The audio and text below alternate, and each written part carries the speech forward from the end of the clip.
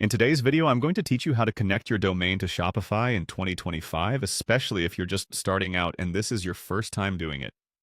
This straightforward guide is designed to walk you through each step, ensuring you feel confident in making your domain live on Shopify.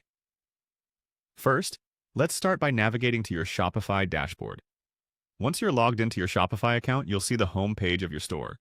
This is your main hub where you manage everything from orders to analytics and, of course, your domains. It's like your command center for all things Shopify. Next, locate the Domains option in your settings. You can find it by heading to the bottom left corner of the screen and clicking on Settings, and then selecting Domains from the menu. This is where you'll manage and connect your domains. By clicking on this, you'll bring up the domain settings page, which is crucial for the next steps. Now, from this domain settings page, you'll see an option labeled Connect Existing Domain.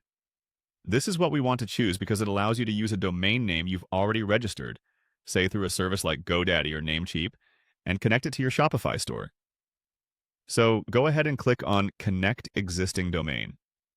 It's a simple selection, but an important one because it means you're linking your professional identity to your Shopify store. Once you've clicked on that, you'll need to enter the domain name that you wish to connect.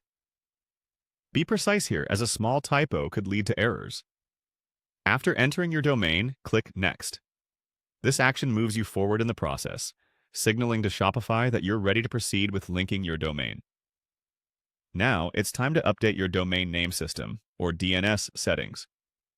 This is something you'll do through your domain provider, like GoDaddy or whichever entity you use to register your domain.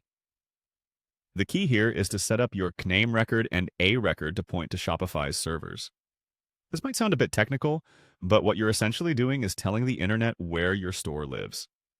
Often, your domain service will have detailed guidance on how to make these changes, or you might contact their support for help.